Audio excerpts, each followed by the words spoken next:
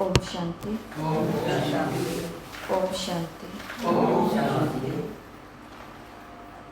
तो एक समय की बात है कि एक राज्य में एक कंपटीशन था तीरंदाजी का। तो अलग अलग राज्यों से, अलग अलग दूसरे राजधानियों से सभी लोगों को बुलाया गया जो इस कंपटीशन में भाग लेना चाहते थे। लेकिन इसके अंदर क्या करना था कि तीर से एक हवा में गेंद उछलेगी, उस उछलती हुई गेंद के ऊपर तीर मारना है। तो सभी जो भाग लेने के लिए आए थे उन सभी ने कहा कि हाँ, हम ये करेंगे। फिर बाद में जो उस कंपटीशन को करने वाले थे, ऑर्गेनाइज करने वाले थे, तो उन्होंने कहा कि नहीं, एक और नियम है कि हवा में तो बॉल उछलेगी, उसको आपको तीर मारना है, लेकिन साथ साथ बराबर में आपके और भी जो घुड़सवार लोग होंगे हमारे, वो लोग क्या करेंगे, बीच में आपके छोटे मोटे तीर बाण चलाते रहेंगे। तो आपको उन लोगों से बचते हुए और फिर उस बॉल को है जो तीर मारनी है, वो कहते हैं कि हाँ, कोई दिक्कत नहीं है, हम ये भी कर लेंगे। तो जब प्रतियोगिता शुरू होती है तो हवा में बॉल जो है वो उछाली गई। सभी तीरंदाज जो आए हैं कंपटीशन में भाग लेने, वो सभी अपने अपने घोड़ों पर सवार होकर के भागने लगे उसको तीर बाण मारने के लिए। और साथ साथ में बाकी सब घोड़े भी उन लोगों के भाग रहे हैं जो बीच में छोटे मोटे तीर बाण उनको मारने के लिए उनके साथ साथ भाग रहे हैं। ये कंपटीशन जो चला, इस कंपटीशन में सिर्फ एक ही विजेता बना, विनर एक ही बना। अकेला ही एक व्यक्ति था जिसने बॉल के ऊपर तीर को साध दिया। बाकी तो कारण क्या रहा होगा, बाकी सभी नहीं कर पाए, बॉल को बाण नहीं मार पाए, एक ने ही बॉल को बाण मारा। तो क्या कारण रहा होगा? लक्ष्य तो सभी का यही था, कंपटीशन।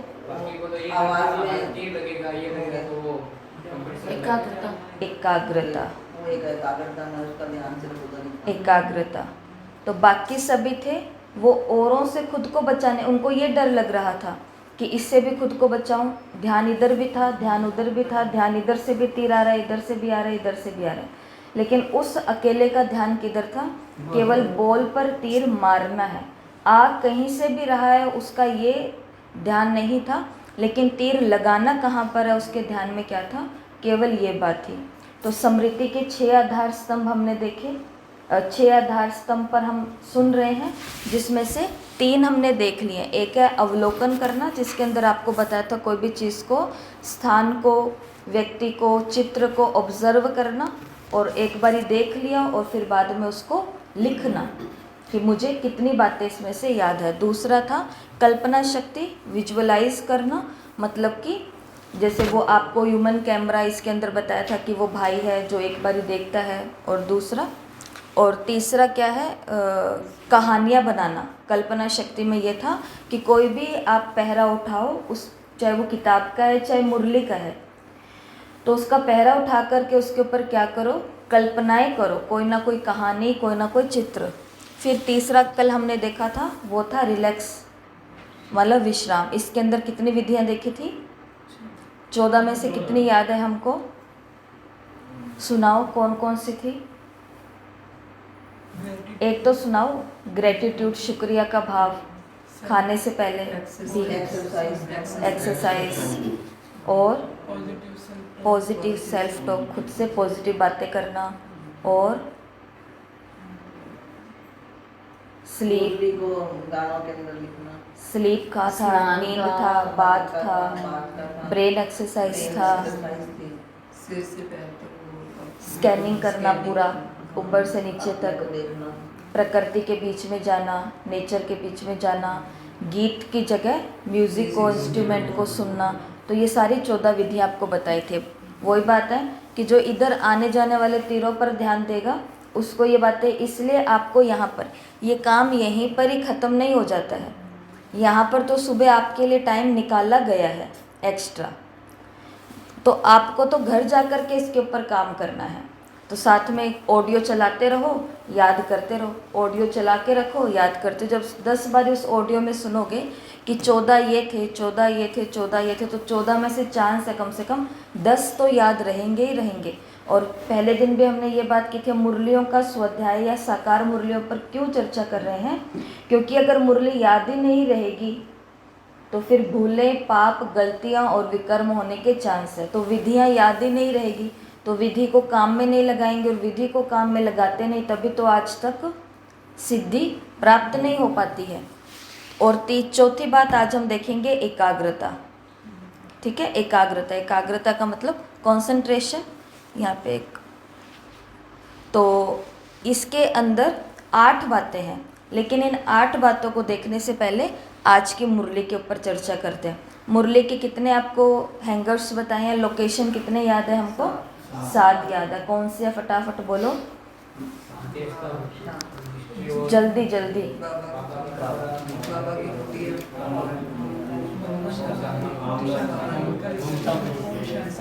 ठीक है, अब 7 दिन हो गए हैं, क्योंकि बीच में तो हमारा जो चौथा दिन था उसको हमने 3 दिन के रिवीजन में डाला था। तो 7 दिन से हम इस 7 लोकेशन को याद कर रहे हैं और मुरली को इन 7 स्थानों पर डाल रहे हैं। आज इसके साथ में 5 लोकेशन और याद करेंगे। ये स्पेलिंग सही करके भेजूंगी, ये सही नहीं है, यहाँ ई आएगा, यहाँ ए आएगा। तो आज 5 लोकेशन और हैं। कौन सा है? BR का मतलब फिर से बाबा का रूम। कौन सा बाबा रूम है ये? ओम शांति भवन के रिसेप्शन के पास में एक और बाबा का रूम है, ये वो बाबा का रूम है। तो 8वें नंबर पे डालो बाबा रूम।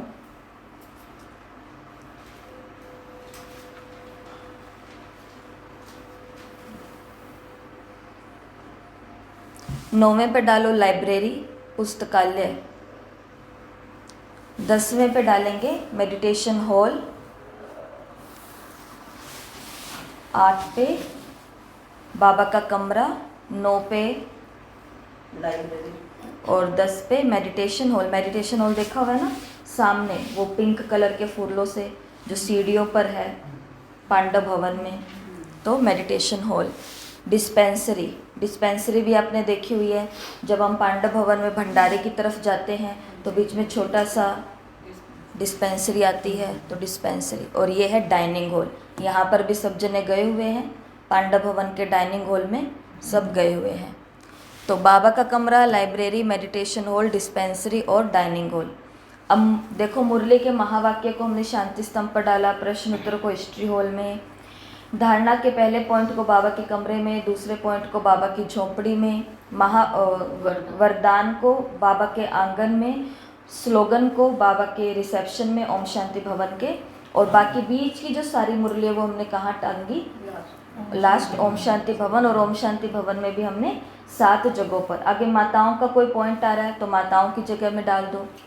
भाइयों का, कुमारों का बाबा कुछ कह रहे हैं तो वो भाइयों की तरफ। सत्युग लक्ष्मी नारायण के बाबा के बारे में कुछ कह रहे हैं तो लक्ष्मी नारायण के चित्र में कुछ टांग दो। सर्वधर्मात्माओं के बारे में बाबा कुछ कह रहे हैं कि मैं ही हूँ सबका बाप, कण कण में नहीं हूँ, तो वो सर्वधर्मात्माओं के चित्र में टांग दो।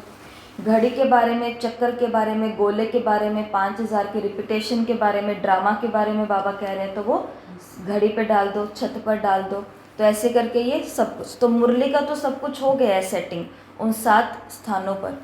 तो अब इन 5 स्थानों पर क्या करना है? तो जो रोज़ हम 5 स्वमान याद कर रहे हैं वो 5 स्वमान एक एक जगह पर रख देने हैं। अभी तक हम स्वमान का क्या कर रहे थे? चित्र देख रहे थे, लेकिन अब उस स्वमान को चलते फिरते हुए या उस चित्र को भी हमको कहाँ देखना है? एक एक जगह पर देखना है। जैसे आज का स्वमान है,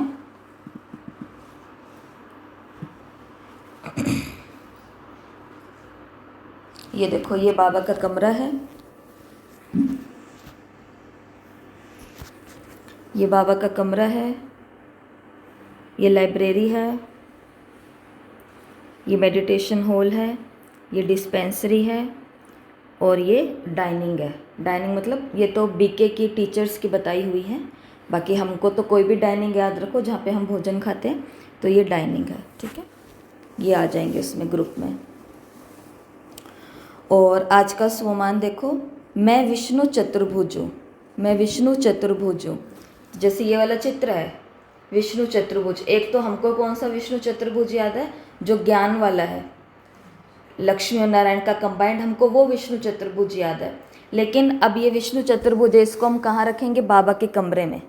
अब इस बाबा के कमरे में विष्णु, ये वाला विष्णु चतुर्भुज अगर आप देखोगे तो आपको ज़्यादा याद रहेगा। कौन सा, भक्ति में जो विष्णु जी को दिखाते हैं कि कैसे भगत उनके आगे हैं और विष्णु जी कैसे उन सबको साकार में आशीर्वाद दे रहे हैं। भगत दिख रहे हैं मुझे बाबा के कमरे में, और आज वहाँ पर चतुर्भुज विष्णु अवतरित हुए हैं और वो उनको आशीर्वाद दे रहे हैं, वरदान दे रहे हैं, ब्लेसिंग दे रहे हैं। फिर लाइब्रेरी में, लाइब्रेरी में क्या देखेंगे, मैं त्रिनेत्री हूँ। आज का दूसरा स्वमान, मैं त्रिनेत्री हूँ। त्रिनेत्री का चित्र देखा आपने कि कैसे बीच में तीसरी आंख दिखाई दे रही है। तो पुस्तकालय में इन दो आंखों से वैसे भी काम चलता नहीं है। अगर दो आंखों से काम चलता तो हमको सारी मुरली याद होती, लेकिन सारी मुरली को याद करने के लिए हम पिछले 7 दिनों से क्या सुन रहे हैं, कौन सी आंख को खोलना पड़ेगा, स्मृति की, याद की, मेमोरी की जो हमारी पावर है उसको। तो मैं त्रिनेत्री हूँ, ये कहाँ याद कर सकते हैं कि देखो जैसे लाइब्रेरी में गई वैसे मेरी तीसरी आंख खुली, एक किताब को, एक मुरली को मैंने उठाया और बस किताब को देखा। 100 पन्ने की किताब है, लेकिन किताब को बस आंखों के आगे से ऐसे किया और इतने में मुझे पूरी किताब याद हो गई। ये भी पढ़ाई वाले जो लोग होते हैं, बड़ी पढ़ाई करने वाले, तो वो लोग ये प्रैक्टिस भी करते हैं। वैसे तो देखने से अंदर के पन्ने थोड़ी ना याद हो गए हैं, लेकिन ये भी क्या है, हमारी मेमोरी को शार्प करता है। और बाबा ने तो हमें वैसे भी ज्ञान दिया है कि कल्प कल्प की रिकॉर्डिंग है हमारे आत्मा के अंदर। तो पढ़ा तो सब कुछ हुआ है, अब कल कौन सी मुरली आने वाली है, वो मुरली हम कल थोड़ी ना पढ़ेंगे पहली बार, वो कल्प के पहले भी हम वो मुरली कितनी बारी पढ़ चुके हैं। तो ऐसे स्टोर है। तो मैं त्रिनेत्री हूँ। अगला है मैं डबल लाइट हूँ। तो डबल लाइट के अंदर ऐसा देखो फरिश्ता, और कहाँ देखेंगे, मेडिटेशन हॉल में। मैं डबल लाइट हूँ। डबल लाइट का मतलब क्या होता है, डबल लाइट का मतलब क्या होता है, कौन सी 2 लाइट होती है उसके अंदर,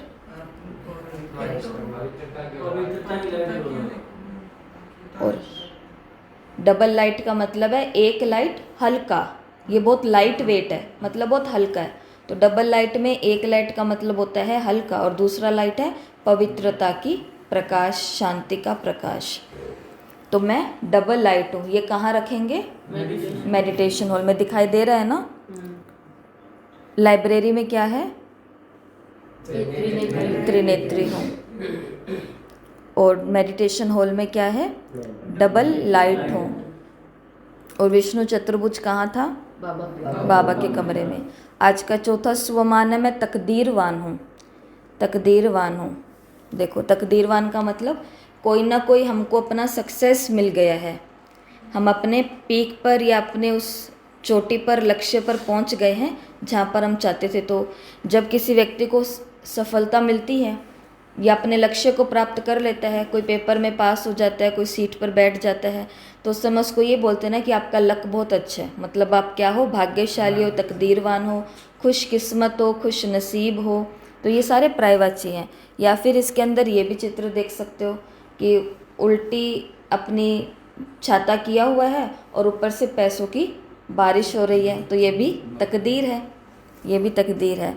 तो इसको आप कहाँ रखेंगे, डिस्पेंसरी में। अब डिस्पेंसरी जहाँ दवाइयाँ मिलती है, तो इसमें क्या तकदीर की बात है, कैसे याद रखोगे कि इस कलयुग के अंदर भी, इस कलयुग के अंदर भी, संगम युग में हिसाब किताब के समय भी बाबा ने हमारे लिए ड्राई फ्रूट की व्यवस्था करके रखी है साइंस के द्वारा।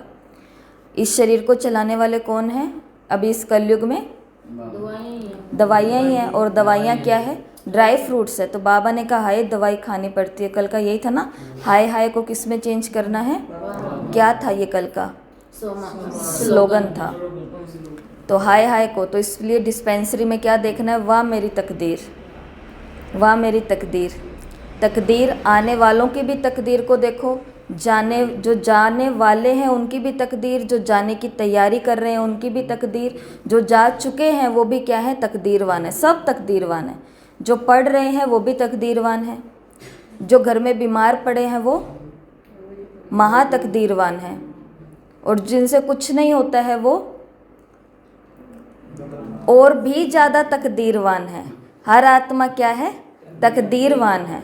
हर आत्मा सच में तकदीरवान है, क्योंकि हर चीज़ ड्रामा में कल्याणकारी है। नोंद तो है ही, लेकिन कल्याणकारी है। तो डिस्पेंसरी में रखेंगे तकदीरवान को। और लास्ट है मैं त्रिकालदर्शी हूँ।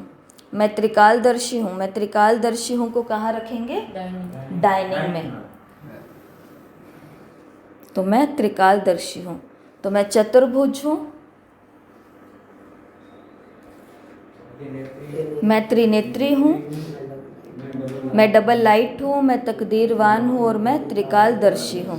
तो इन पांचों स्थानों को, 5 स्थान ये याद करने, इसका मतलब 7 स्थान भूल जाने हैं। वो तो आपका रोज का काम है।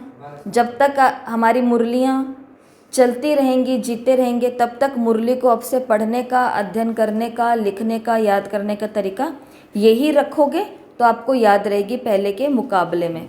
ठीक है जी। तो ये जैसे कि आज के स्वमान हो गए। तो इन 5 स्थानों में इन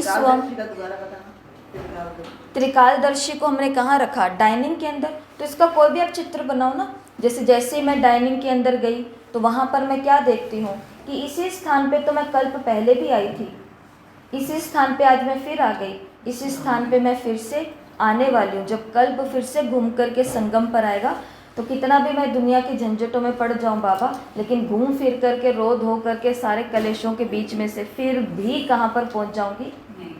राइट टाइम पर बाबा का ज्ञान जिस साल में हमको मिला था उसी साल में मिलेगा। जिस साल में मधुबन पहुँचे थे, सेंटर पहुँचे थे, उसी साल में पहुँचेंगे। और जिस घड़ी, जिस सेकंड, जिस मिनट में हम मधुबन के पांडव भवन के डाइनिंग हॉल में मैं बाबा पहुँची थी, मैं पहुँच गई। तो त्रिकालदर्शी का मतलब है तीनों काल ना, आदि मध्य अंत। तो एक तो त्रिकालदर्शी का मतलब ये होता है पहले भी ये था, आज भी ये, कल भी होगा। एक त्रिकालदर्शी का मतलब होता है विवेक शक्ति, कि आज मैं किसी से कोई शब्द बोल रही हूँ तो बोलते बोलते मेरे को ये आभास हो जाता है कि इस शब्द का प्रभाव मेरे अतीत पर, मेरे प्रेजेंट पर और मेरे फ्यूचर पर क्या पड़ने वाला है। या फिर मैं कोई बिजनेस शुरू कर रही हूँ, मैं कोई अपना घर परिवार शुरू कर रही हूँ, कुछ भी, किसके साथ शुरू कर रही हूँ, कौन से शहर में। तो जिनको विवेक होता है, जिनकी तीसरी आंख बहुत तेज होती है, या जो आदि मध्य अंत को सोच के सब कुछ करते, तो उनको पता है बिजनेस का मेरे पास कोई वो नहीं है, एक्सपीरियंस नहीं है, तो रिस्क मैं किस लेवल पर ले सकती हूँ, इस लेवल पर ले सकती हूँ। तो मेरे को लग रहा है कि आगे आने वाले समय में ये चीज़ें काम नहीं आने वाली, तो ये चलने वाला है या नहीं चलने वाला, या जो भी चीज़ें। तो त्रिकालदर्शी का मतलब तीनों कालों को देखना, ऐसे भी और विवेक के आधार पर भी नुकसान होने से बच जाते हैं, और फायदे हमारे कितने हो सकते हैं उसका भी आधार क्या है? त्रिकालदर्शी बनना। अब कोई कन्या अगर ब्रह्मा कुमारी बनती है, कोई कुमार अगर ब्रह्मा कुमार बनता है, कोई माता अगर अधर कुमारी बनती है, कोई भाई अगर अधर कुमार बनता है, अगर वो त्रिकालदर्शी होकर के सोचते हैं, उनको दिख रहा है कि हमारा जीवन कहाँ जाने वाला है, तो वो हाथों हाथ क्या लेते हैं? उस स्टेप के लिए डिसीजन लेते हैं। तो ये भी त्रिकालदर्शी होता है। ठीक है जी। आज के स्वमान हो गए। मुरली को हमें पढ़ना है, चिंतन करना है और स्मरण करना, मतलब सिमरन करना है। हाँ हाँ, लिखना तो है ही, वो तो आपका रोज का होमवर्क रहेगा। ठीक है। अब हम चलते हैं एकाग्रता को बढ़ाने की 8 शक्तियाँ हैं, 8 विधियाँ हैं। कल हमने देखी थी रिलैक्स होने के लिए 14 विधियाँ। तो आप नेचर में जाओ, चाहे वॉक करो, चाहे प्रकृति की आवाज़ों को सुनो, चाहे जो कुछ करो, चाहे बात करो, चाहे एक्सरसाइज करो, चाहे ब्रेन की एक्सरसाइज करो, जो भी क्रिएटिव एक्टिविटी करो, ये भी बताया था उसके अंदर। समय से सो उठो, जो भी है, ब्रीथ, डीप ब्रीथिंग लो और अपने आप को ऊपर से नीचे, नीचे से ऊपर देखो 1 मिनट के अंदर। तो ये विधियाँ थी। अगर इसको, या ड्रिंकिंग वाटर, पानी को पियो, पानी पीना, तो ये सब था। आज देखेंगे एकाग्रता को बढ़ाने के लिए विधियाँ हैं। जैसे पहला लिखा हुआ है एक्टिव लर्निंग। एक्टिव लर्निंग का मतलब है, जैसे अभी हम मुरली चलती है, क्लास के बाद मुरली क्लास होगी, तो मुरली को हम कैसे देख रहे हैं, मुरली को हम कैसे सुन रहे हैं। अगर एक्टिव लर्निंग का मतलब होता है कोई भी काम करना इंटरेस्ट के साथ करना। अब किसी को हाथ में मुरली दे दी, सामने बिठा दिया, लो भाई मुरली अब सुनो। जैसे मैं बैठ गई और आपको बिठा दिया, लो क्लास हो गई और मुरली सुनो। तो लेकिन आप सुनने में एक्टिव ही नहीं हो, या फिर आपको सुनने में कोई इंटरेस्ट ही नहीं है, जैसे अभी का वो समय सुनने से ज़्यादा सुनाने में इंटरेस्ट है, तो है ही नहीं, तो हमारी एकाग्रता कैसे बढ़ेगी? बनेगी ही नहीं एकाग्रता। उसके लिए आप कोई भी काम को कर रहे हो, जैसे बोलते हैं ना, ऐसे ही बोलते हैं कि घर का छोटे से लेकर के बड़ा काम हो, बाहर का छोटे से लेकर के बड़ा काम हो, या फिर राजयोग का और पढ़ाई का हो, तो हर चीज़ को कैसे करना है?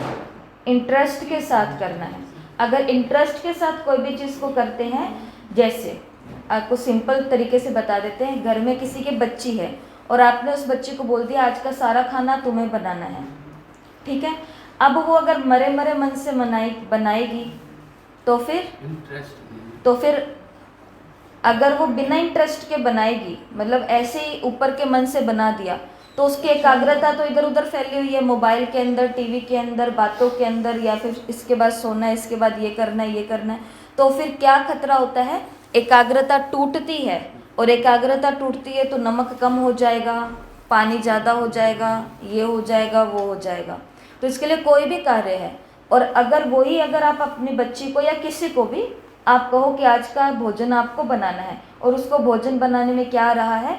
इंटरेस्ट आ रहा है, तो स्वाद बढ़ेगा ही बढ़ेगा, स्वाद ऑटोमेटिक, क्योंकि उसका सारा ध्यान अब किधर है? इधर है। जैसे कि ये वाली चीज़ है जो एकाग्रता के जितने भी पॉइंट है, ये पढ़ाई के लिए तो काम आते ही हैं, कि कोई बच्चे ने अगर साइंस का ले लिया है, कोई बच्चे ने मैथ को ले लिया है, कोई बच्चे ने सोशल को ले लिया है, तो लेकिन उसको उस पढ़ने के अंदर, इसलिए तो आजकल माँ बाप वही चीज़ करते हैं ना कि भाई बच्चों का जिसमें इंटरेस्ट है इनको वही करवाओ। कारण क्या है? इंटरेस्ट जिसमें होगा वहाँ पर ही एकाग्रता से वो कुछ कर पाएंगे। जिस चीज़ में उनका इंटरेस्ट ही नहीं होगा तो उनका ध्यान इधर उधर भटकेगा और वो कुछ और कामों में जाने के चांस रह सकते हैं। ऐसे ही बात इस पढ़ाई में है, इस जीवन में है। किसी को कोई सेवा दे दी कि माता जी आपको ये सेवा करनी है, अब उसने सेवा ले तो ली, लेकिन उस सेवा में उसको इंटरेस्ट बिल्कुल नहीं है। अब दे दी तो कहाँ भागूंगी, करनी तो पड़ेगी। इंटरेस्ट नहीं है उस माता को या उस भाई को उस सेवा को करने में, तो फुल चांस है कि उनकी एकाग्रता बनेगी नहीं। वो काम को सफाई कर तो देंगे, लेकिन इधर उधर किधर ना किधर जाले चिपके होंगे, कहीं ना कहीं कीड़े मकोड़े पैदा हुए होंगे, कहीं ना कहीं धूल मिट्टी डस्ट पड़ी ही होगी। तो ये किसकी कमी होती है? एकाग्रता की। और कारण क्या है? क्योंकि उस काम को हम इंटरेस्ट से नहीं कर रहे। इसलिए यहाँ पर ब्रैकेट में लिखा है कि एकाग्रता हमारे सेवा के जीवन में भी बहुत ज़रूरी है। बीके लाइफ केवल पढ़ाई की जीवन नहीं है, बीके लाइफ केवल योग की जीवन नहीं है। योग और पढ़ाई, योग और पढ़ाई, योग और पढ़ाई तो हमको याद रहता है, लेकिन बीके लाइफ धारणा की भी जीवन है, मर्यादाओं की भी जीवन है। और बिना एकाग्रता के, बिना इंटरेस्ट के, हमको कोई एक मर्यादा में, अमृत वेले में इंटरेस्ट ही नहीं है, तो अमृत वेला एकाग्रता से होगा या नहीं होगा? इंटरेस्ट नहीं है तो अमृत वेला कभी एकाग्रता से होगा? योग में बैठे तो हैं, लेकिन बुद्धि कहाँ जा रही है? इधर उधर जा रही है। तो हमारा जीवन पढ़ाई का भी है, योग का भी है, धारणा का है, और साथ साथ सेवा के है। इस बीके लाइफ में जो सेवा नहीं करता वो सिर्फ चल रहा है, बाकी वो प्राप्तियाँ, क्योंकि उसको नवीनता ही नहीं आ रही है किसी चीज़ की, उससे कुछ हो ही नहीं रहा है। तो इसके लिए सेवा में भी क्या चाहिए? एकाग्रता चाहिए। तो जो आपको ये बताया ना आज विष्णु चतुर्भुज का, कि मैं कौन हूँ? विष्णु चतुर्भुज हूँ। विष्णु चतुर्भुज का मतलब क्या होता है? मेरे कितने हाथ हैं? 4। जब मेरे अकेले के 4 हाथ हैं तो मैं अकेले कितने काम कर सकती हूँ? कम से कम 10 तो कर ही सकती हूँ ना। 2 हाथ हैं, दिन के कितने काम कर लेते हैं? आप खुद ही देख लो।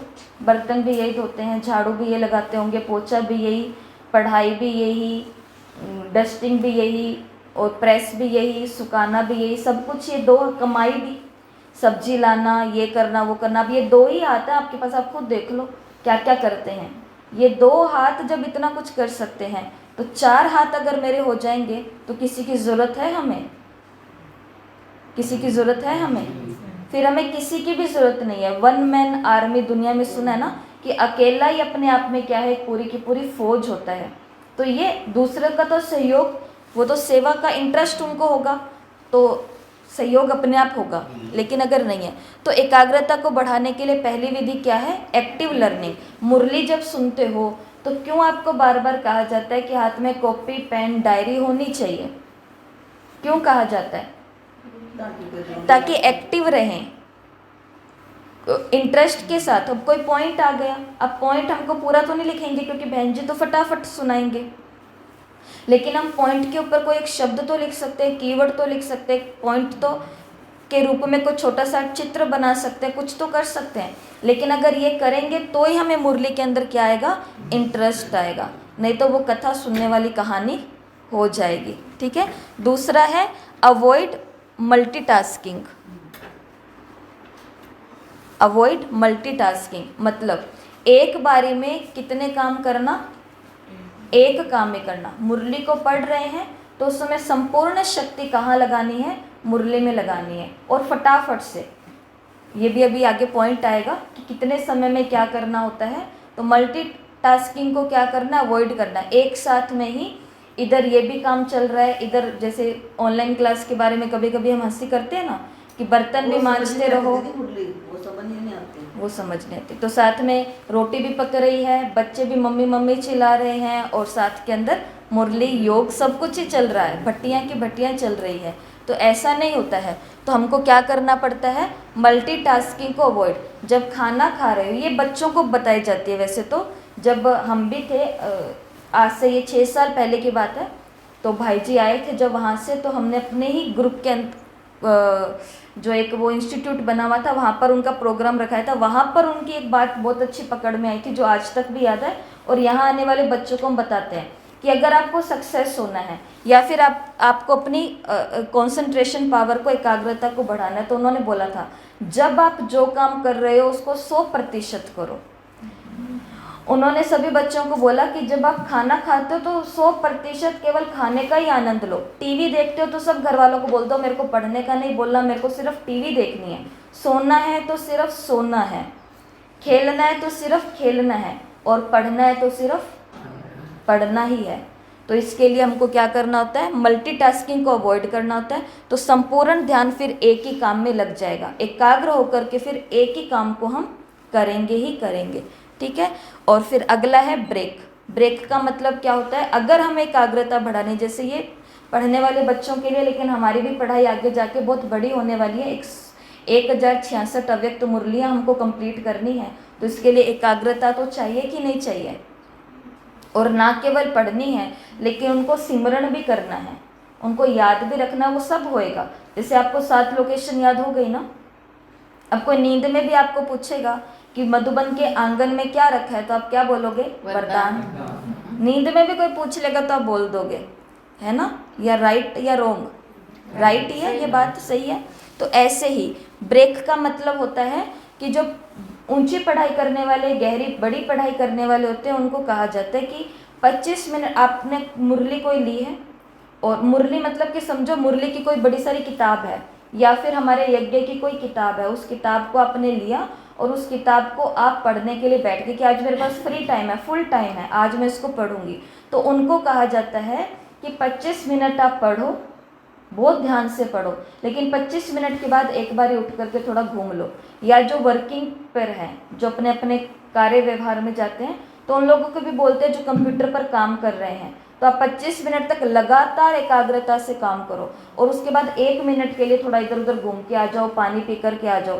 फिर जब वापस आप बैठोगे 2-4 मिनट के बाद में, तो आपकी एकाग्रता फिर से वैसी बन जाएगी जैसे आप चाहते हो। वरना क्या होता है, लंबे समय से बैठे बैठे कोई काम कर रहे होते हैं तो पूरे के पूरे चांस नहीं है, पूरा का पूरा ये रियल बात है कि एकाग्रता कम होती है। फिर अब वही बिना इंटरेस्ट के अब काम तो करना पड़ेगा ना, काम करेंगे नहीं तो फिर पैसा आएगा कैसे? ऐसे ही घरों में होता है।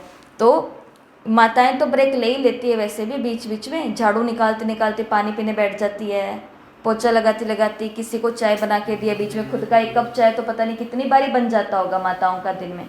तो इनका तो ब्रेक चलता ही रहता है। परंतु ये बात है पढ़ाई के लिए, कि अगर हम पढ़ने के लिए बैठे हैं तो 25 मिनट के बाद में हल्का सा 1-2 मिनट का गैप ले लो, उसके बाद में फिर बैठो। तो ये भी एक विधि है एकाग्रता को बढ़ाने की। तो जिनके बच्चे हैं और जो बड़ी पढ़ाई कर रहे हैं, आप अपने बच्चों को भी ये चीज़ बता सकते हो कि आप 25 मिनट, वो 3-3, 4-4 घंटे पूरी पूरी रात बैठते हैं ना, तो उनको कहो 25 मिनट बैठो, एक बारी उठो, पानी पी लो, थोड़ा सा राउंड लगा लो, फिर बाद में बैठो। ऐसे करके 3-4 घंटे पूरे करो।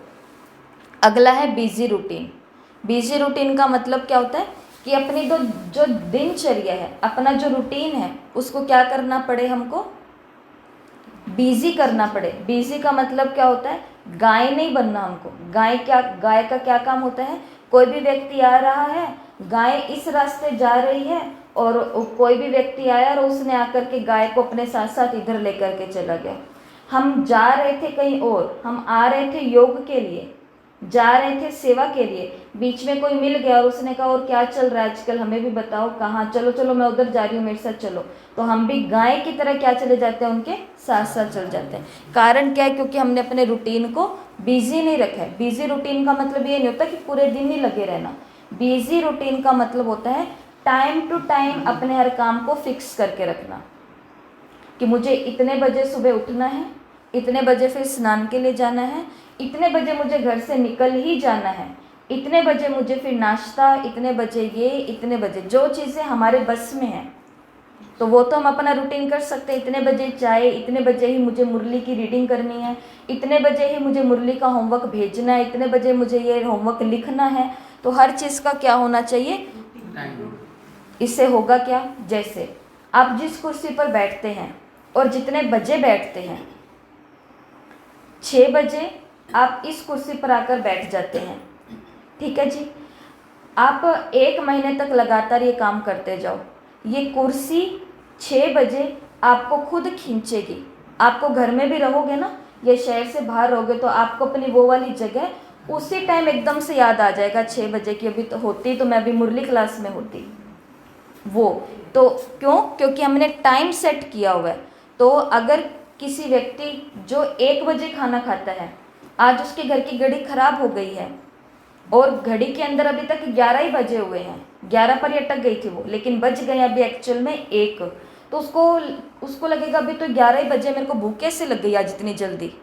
तो वास्तव में भूख तो उसको सही टाइम पर लगी है, क्योंकि उसने बहुत सालों से अपना रूटीन क्या बनाया हुआ है, 1 बजे खाना। जिनको डायबिटीज़ होता है, जिनका ये मीठा भी नहीं खाते हैं, मीठे फ्रूट्स भी नहीं खाते हैं, चीनी भी नहीं लेते हैं, हर चीज़ का परहेज कर रहे हैं, वॉक भी कर रहे हैं, सब कुछ अच्छा, लेकिन एकदम से चलते चलते उनका जो डायबिटीज़ है वो ऊपर नीचे हो जाता है।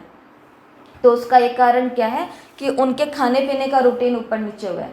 वो खाना जो है रोज़ 1 बजे खाते हैं, आज उन्होंने 3 बजे खाया, आज उन्होंने 2:30 बजे खाया, आज उन्होंने 4 बजे खाया, आज उन्होंने इतने बजे खाया। तो इसके कारण क्या होता है, डायबिटीज़ में दिक्कत, वो नॉर्मल नहीं रहता। तो ये हमारी पढ़ाई में भी हमको एकाग्रता के लिए क्या चाहिए, रूटीन, टाइम टू टाइम, या और टाइम टू टाइम भी होना चाहिए और बिजी भी होना चाहिए। खाली होंगे तो गाय की तरह कोई भी हमको कहीं पर भी, अच्छा आप उधर जा रहे हो, चलो मैं भी चलती हूँ, हाँ हाँ हाँ चलो, इधर जा रहे हो, चलो मैं भी चलती हूँ, हाँ हाँ चलो। तो जगदीश भाई जी कहते थे हम कोई गाय थोड़ी ना है जो हमें कोई भी कहीं ले जाएगा। ये जगदीश भाई जी के महावाक्य थे कि हम कोई गाय है क्या कि जिसका भी मन करेगा हमको कहीं भी ले जाएगा। लेकिन हम क्या करते हैं, जा कर के बोलते हैं उसने कहा था ना, जाना पड़ा, उसने कहा था ना। तो इसका मतलब हम कौन है, गाय हैं, जो किसी के भी कहने पर कहीं पर भी चले जाते हैं।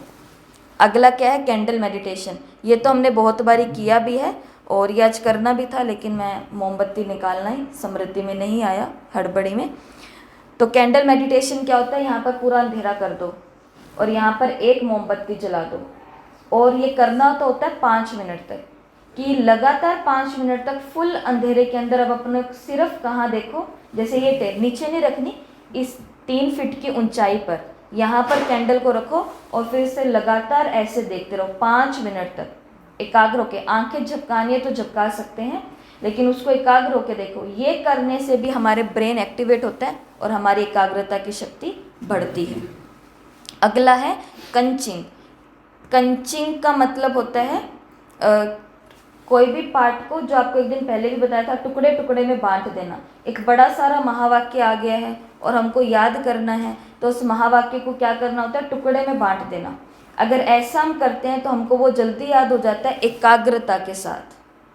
तो ये होता है कि कोई भी चीज़ को टुकड़े टुकड़े में विभाजित करके उसको याद करना।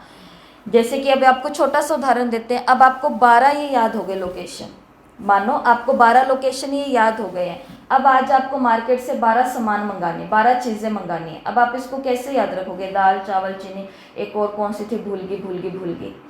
उसकी जगह आप क्या करो, दाल को डाल दिया शांति स्तंभ पर, हिस्ट्री हॉल में, ये बाबा के कमरे में, झोपड़ी में, आंगन में, रिसेप्शन में, ओम शांति भवन में, डाइनिंग में, लाइब्रेरी में, मेडिटेशन हॉल में, डिस्पेंसरी में, और इन जगहों पर किसको डाल दिया, बाकी सामान को। 12 चीज़ें लानी है तो 12 जगह। तो इससे आपके 2 फायदे होंगे, चीज़ें भी याद रहेंगी और हमारी लोकेशन भी याद रहेगी। तो कुछ भी ऐसे करने से क्या होता है, हमारी एकाग्रता बढ़ती है। मतलब पूरी लिस्ट है, उस लिस्ट को हमने क्या कर दिया, कंची टुकड़ों टुकड़ों में बांट दिया। तो टुकड़ों टुकड़ों में बांट करके हमारी एकाग्रता बनती है, मतलब हमको वो चीज़ याद रहती है।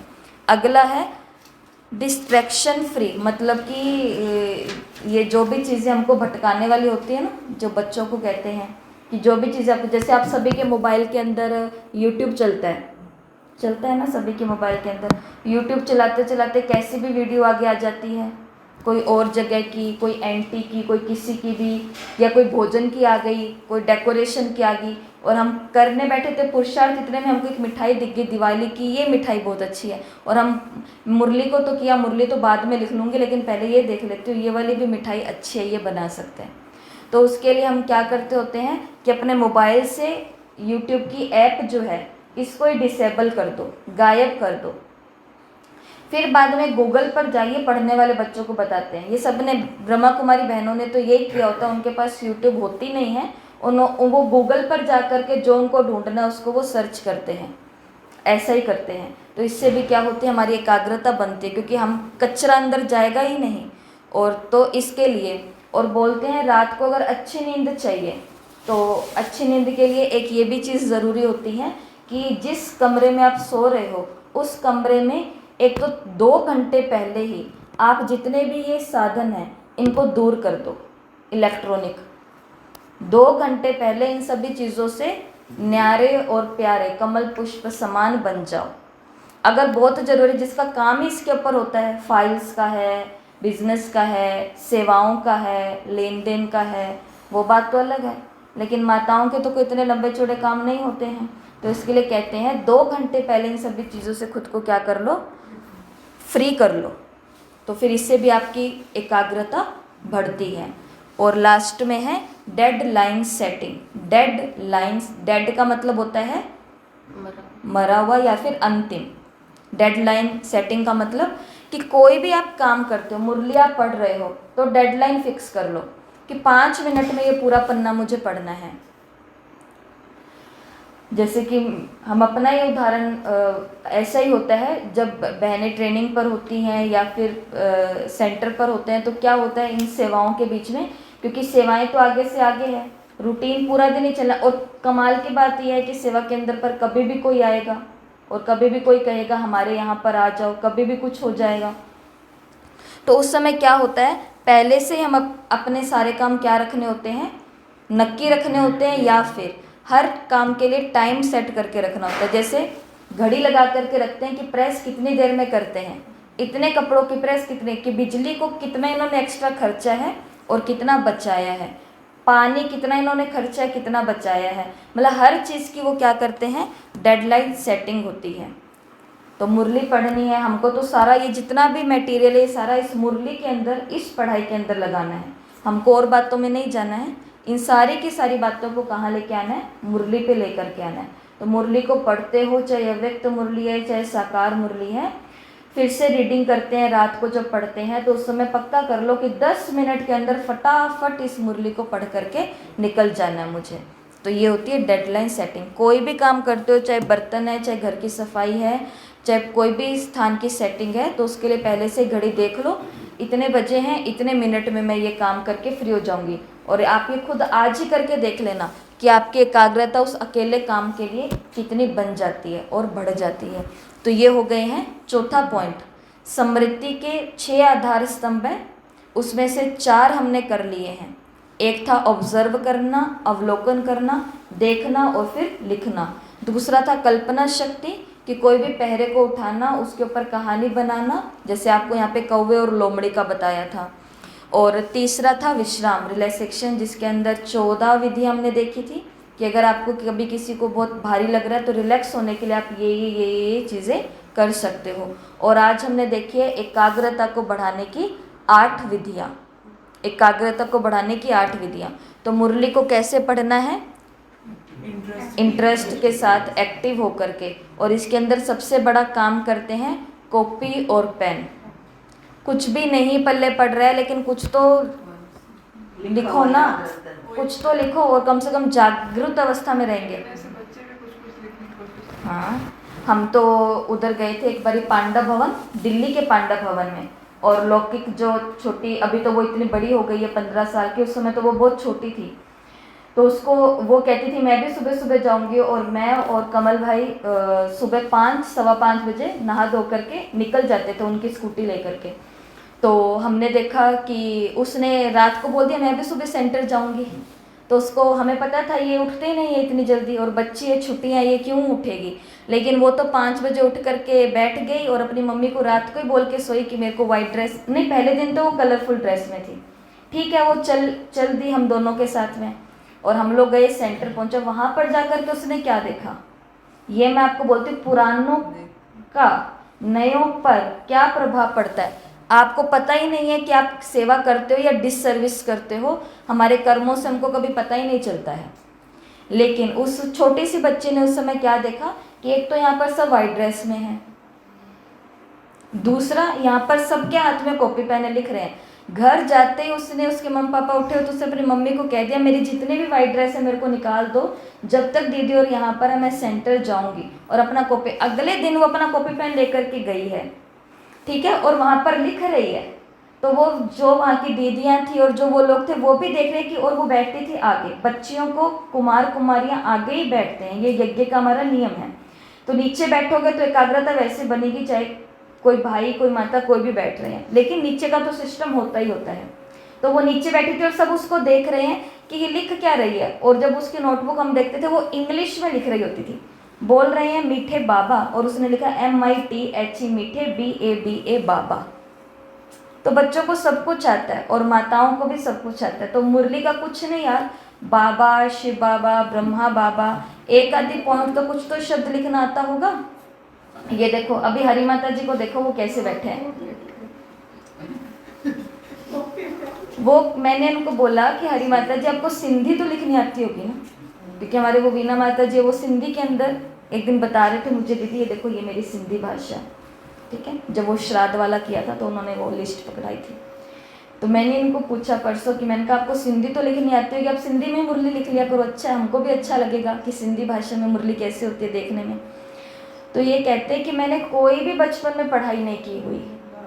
तब इनको वो एक ट्रेनिंग दी इन 2-3 जनों को कि आप बिंदी शिव बाबा बाबा बाबा जाएं, वो बिंदी लगाते हैं। अभी तक तो कुछ हुआ ही नहीं, तो भी देखो कॉपी पेन निकाल करके बैठे हैं। तो एक्टिव लर्निंग, और ये सारे पॉइंट आप घर जा कर के एक बार सुनेंगे, सुनते रहो बार बार। तो बार बार सुनने से क्या होता है, आपको याद हो ही जाएगी। और आज की योग की विधि क्या है, यही 25 मिनट वाली जो इधर हमने की। तो 25 मिनट में क्या करना है, अब हमको कैंडल जला के तो बैठना नहीं है। ये ट्रांसलाइट सबके पास है ना, कास्केट जिसको बोलते हैं, तो ये ट्रांसलाइट का सबके पास है। तो इस ट्रांसलाइट को जला देना है। इसके अंदर जो ज्योतिबिंदु शिव बाबा हैं 25 मिनट तक, वैसे तो दिवाली का आपके काम चल रहा है, लेकिन फिर भी अगर आपको टाइम फ्री मिलता है और आपको योग करना है तो लगातार 25 मिनट तक, लगातार 25 मिनट तक क्या करना है, उस बिंदु को, ज्योति बिंदु शिव बाबा को केवल देखना है। योग में आप क्या कर रहे हो, कहीं जा रहे हैं, सकाश दे रहे हैं, जो कुछ करना है वो करो। लेकिन आज की हमारी योग की अगली विधि है, 7 दिनों से 7 विधियां सुन रहे हैं, ये आज की विधि है कि 25 मिनट तक ट्रांसलाइट के बिंदु को केवल देखना है देखना है। और ये पूरे दिन में 3 बार करना है, 25-25-25 मिनट। टाइम मिलेगा तो, नहीं तो आप इसको 10-10-10 मिनट कर सकते हो। जिनके पास बिल्कुल ही टाइम नहीं है वो तो आप अपना रूटीन देखोगे ना कि आपका रूटीन कैसा है। लेकिन आज का यही है कि इतने मिनट के लिए 3 बार ये करना ही करना है, ठीक है। और लास्ट में आज का ब्रेन एक्टिविटी है, ब्रेन जिम लिखा है यहाँ पर, ब्रेन जिम एक्टिविटी है। तो एक ये हो चुकी है, 2 एक्टिविटी कर ली ना हमने। रख दो अपने कॉपी पेन नीचे गोदी में।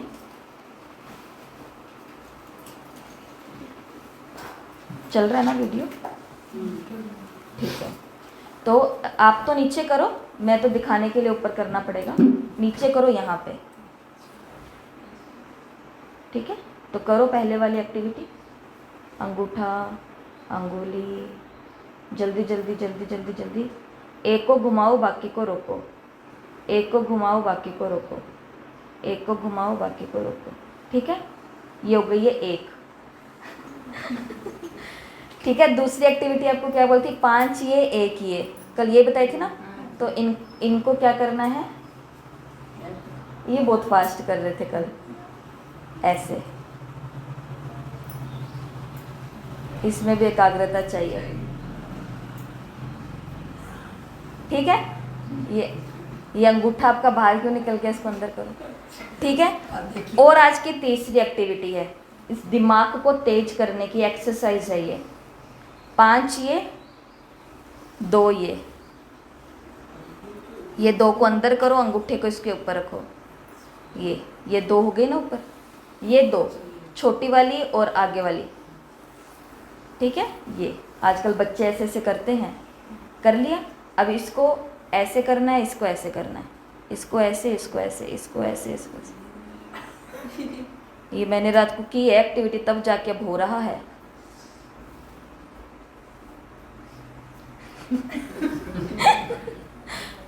ठीक है जी, हो रहा है ना। ये 2 होनी चाहिए और ये 5 होनी चाहिए। 2 5 2 5 2 5 2 5, एकाग्र हो जाएगा तब तो कर लेंगे। तो इससे हमारा ब्रेन एक्टिवेट होता है। तो ये आपको 3 एक्टिविटी भी बता दी है, ठीक है। ब्रेन को ये करते रहो, बीच बीच में टाइम मिलता है ना, बैठते हो 2 मिनट के लिए भी, तो भी ऐसे, जैसे रामदेव बाबा ने बताया था कि बालों को अगर अच्छा करना है, घना करना है, झड़ने से बचाना है, तो ऐसे। और सब लोग उस करते हैं, आज भी बैठे बैठे ऐसे ऐसे करते रहते हैं। और हमको अब किसको तेज करना है, मुरलियों को अंदर डालने के लिए ये तेज होना ज़रूरी है। तो इसके लिए ये एक्टिविटी करते रहो। और लास्ट में है हमारा बी जोन, बफेलो जोन।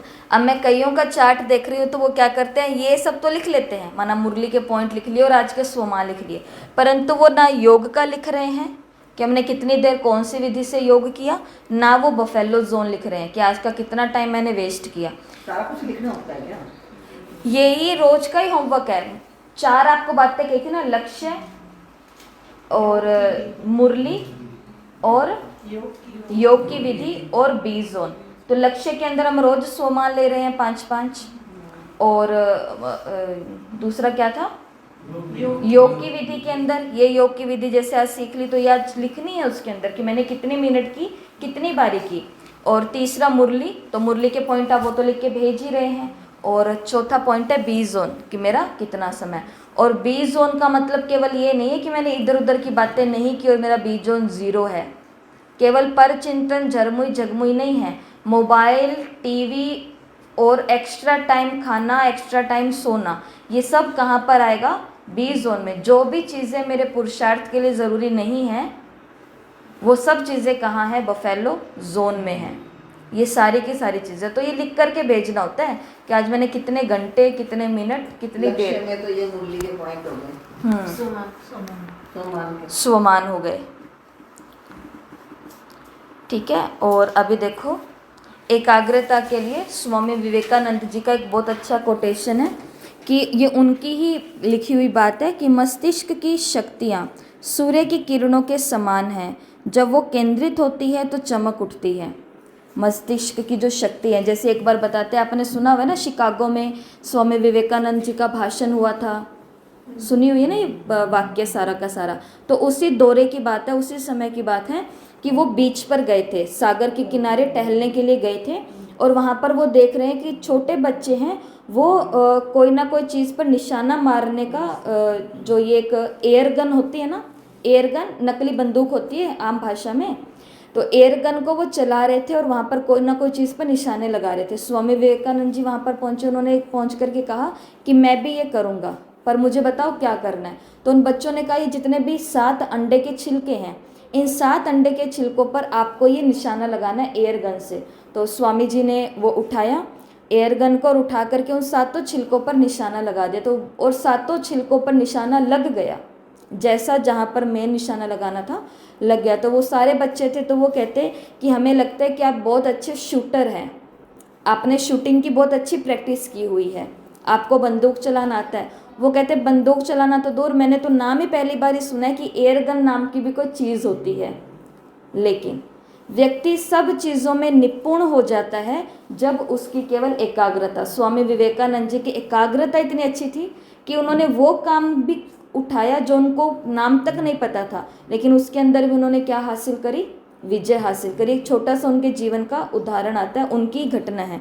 तो इसके लिए मस्तिष्क की शक्तियाँ सूर्य की किरणों के समान हैं। जब वो केंद्रित होती है, सूरज के नीचे आप कागज रख दो पूरा दिन जलेगा, लेकिन बीच में एक शीशा रख दो तो 100% वो जलेगा ही जलेगा, क्योंकि सारी की सारी किरणें क्या हो गई है, सूर्य की केंद्रित हो गई है। इसी प्रकार से अगर हमारा सारा का सारा केंद्र हमारी पढ़ाई, हमारी सेवाएं, हमारा चरित्र, हमारी मर्यादाओं पर हो जाएगा और केवल मुरली पर ही हो जाएगा, तो उससे हमको अपने आप ही क्या मिलेगी, सक्सेस मिलती है, हर काम के अंदर मिलती है। फिर कोई बाबा का बच्चा ये नहीं कह सकता कि मैं चाहता तो ये हूँ पर ये होता तो